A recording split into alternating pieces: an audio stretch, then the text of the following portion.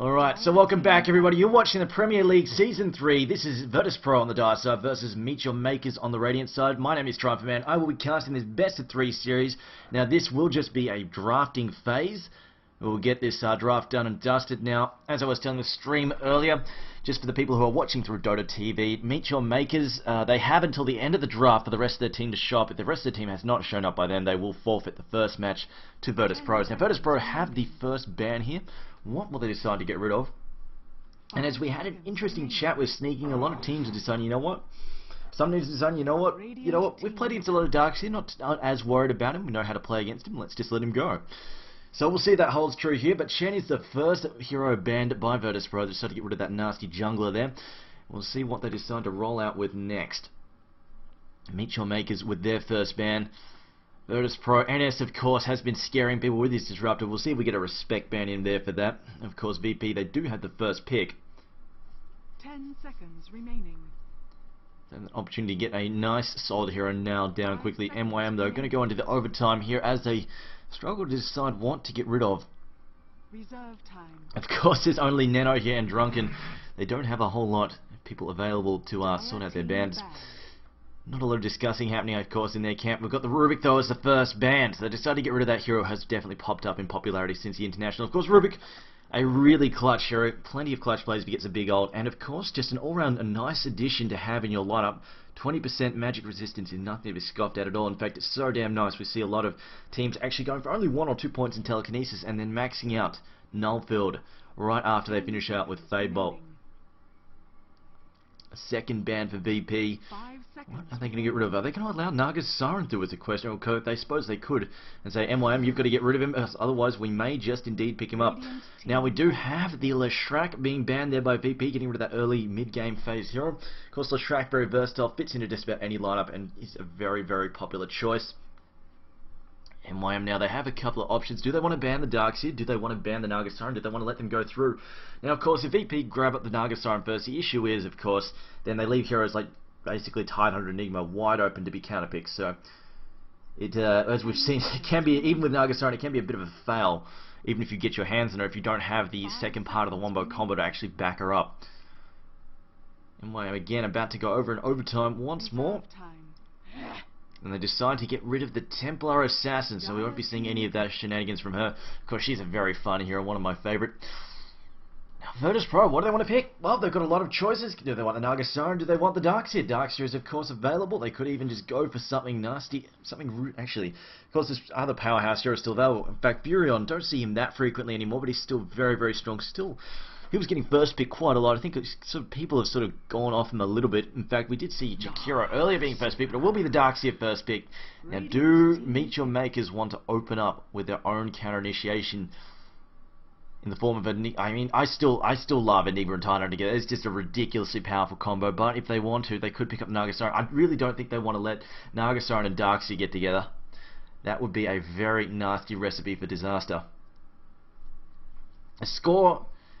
The score, I can't pronounce it. I believe that's Linus from Gosu Gamers. The score is currently 0-0. Nobody's won a game yet.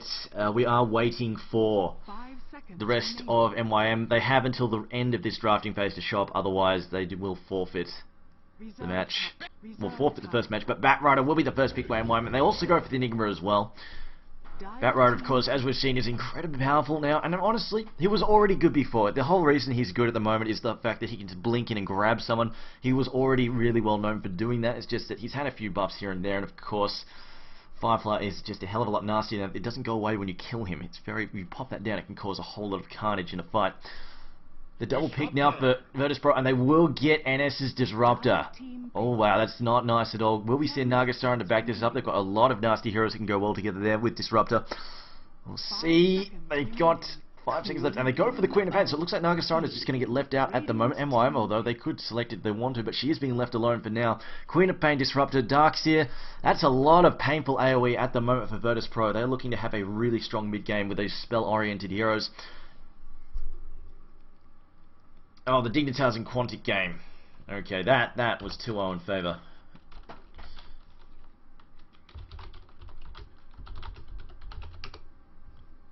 Type it out for Linus then. One more pick here for MYM. What are they going to grab up now? They've got two of their solid. They've got two of their. Well, Eva tends to be sort of a sub support quite often.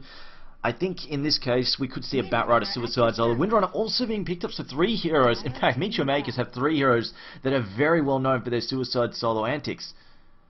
So they've got a ton of choices there. In fact, I think in this case Enigma is likely to wind up jungling.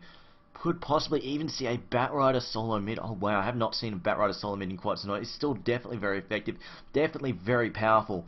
Stacking all that really, really annoying sticky napalm over, spreading his sticky love everywhere. But now we're going into the second bounty phase. Invoker will be knocked out by Virtus Pro, and that's not too surprising at all. It's just a very Quaswex Invoker is a really, really powerful setup tool, and also just the fact that if you see Darkseers and someone charging out from a distance in, it's quite easy to snap them all up with a tornado if necessary. Just his range on the tornado is absolutely huge. But Chaos Knight will be banned out by MYM, and it's a hero that Virtus Pro, the CIS teams tend to really favour actually. The Chaos Knight, it is very, very powerful, especially when he's got something like a Darkseid backing up. You drag someone in with the Reality Rift while he's got Iron Shell him, surround him with illusions, or stun him as well. That's just pretty much lights out there and then. And we'll also see the Naga Siren banned in the end, which is fair enough because, I mean, that's quite a good setup. If they wanted to, that's a really good setup for Black Holes from Enigma. Night Stalker also being banned by Make Your Makers. In fact, I have not seen a lot of Night Stalker as of late at all. In all honesty, I think he's really slipped down in viability. He's just kind of sort of a one-trick pony. He's if he doesn't get off to a good rolling start, tends to sort of flounder a bit and has pretty much next to no late game impact. In all honesty, I think as far as ganking support heroes go, there we go, Bounty Hunter is a more popular pick as of late, just because Track, once you get those ganks rolling, Track is just so damn good, whereas Night Stalker, he's only effective some of the time, and he doesn't even really have that much utility in the late game at all. Bounty Hunter, in all honesty, scales better, I feel, than Night Stalker in the late game. Tidehunter, though, the next pick by Virtus Pro. My god, have they got a lot of AoE. They're looking for a lot of mid-game firepower. Queen of Pain, of course, if she gets the farm that she really wants, she does do quite well in the late game as well with the auto attack. If you get her a BKB, a Hex, and then an auto attack item, she can really shut people down. Doombringer, though, being picked up by MYM. Now, we discussed how Doombringer was picked up before and how he was allowed to just get completely out of control in terms of farm. This is a lineup that will not give him the same free reign. You've got a lot of heroes that can fight early on. Queen of Pain can farm up quite quickly in the mid lane and then get ready to go and gank. Even if she's not ready to go, Tidehunter and Disruptor can go hunting if they really, really want to. If they pick up another hero here as well that can just have a lot of early game impact, they can quite easily just sort of clamp down on Doombringer, so we won't see the whole just maxed out Devour plus a really, really early Hand of Midas just causing all sorts of hell to break loose. Reserve time. One more pick here. Virtus Pro, I think they've mostly got their support sorted out, assuming Tidehunter is not going to be the farmer. Assuming Tidehunter is going to be a support hero here, they've got supports figured out. They could do with some kind of primary farmer, unless Tide is actually the primary farmer, we'll see. Darkseer likely to be the Suicide Solo, so Disruptor and Tidehunter likely to be working together in dual lane as supports, and they want a primary farmer to back up. I mean, they could throw down just about anything. I doubt. The thing is, though, if they pick up like a hard carry at the moment, Doombringer is kind of good against that. They want something that can really initiate. Well, in fact, anything. Void. In all honesty, a Void would fit into that lineup pretty nicely. Plenty of AoE firepower. Void can help initiate, can get around the whole Doombringer, can come in after a Ravage or something, just to make sure he doesn't get caught out by the Doom. We'll see, and of course, Black Hole, not Black Hole, Void's ultimate as well as Darkseer's Vacuum go together extremely well. They're very, very powerful. Sucking people into the time stop is very, very annoying. What is this, and where is Dignitas versus Empire? There is no Dignitas versus Empire because I think you are probably looking at a different tournament. I know a lot of people have shown up looking for Dignitas versus Empire. I don't know why, because I'm pretty sure that's another one. Dignitas vs. Empire is not scheduled to start, I think, for another 5 minutes or so. But it's not on this channel. But they pick up the Shadow Fiend as the final hero. I'm honestly not sure how I feel about this. I suppose he can come in after the CC, but he's definitely quite vulnerable to getting picked off by Batrider, Doombringer, any of the stuns. I definitely feel it's possibly a little bit vulnerable, but we'll see what he decides to go down with. Shadow Fiend, though, likely to be in the safe lane here, being backed up by Disruptor as well as Tidehunter.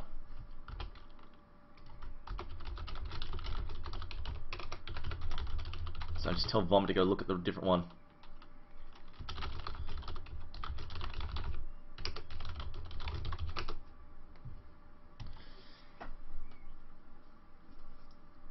one final pick here for MYM. Now, they are currently hurting on support heroes. They do need a primary support hero right now. Unless they're planning to run Winter on it as the primary support, which is definitely doable. It's definitely very doable. Need a bit of self-support, but they could do with a good support hero like Crystal Maiden, one of those primary support heroes like that, or even Jakiro. As we've seen, Jakiro is incredibly powerful as well. And you throw down something like a Macro Pyre on the top. You have use Batrider to pin down someone and then throw the black holes. And you throw a Macro Pyre in the middle of that. That is just absolute carnage that it causes. I honestly feel like Jakiro is probably one of the best supports at the moment, just because he's kind of beefy for a support. He's got a fairly good strength gain, and B, and there we go, will be a Jakiro, and B, he's just got a lot of AoE firepower, and it will indeed be that Jakiro getting pulled out right now. So okay, so MYM now need to jump into this match, because otherwise they will be eating a forfeit.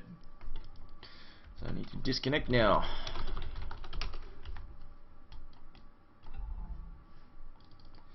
Jump back in a second.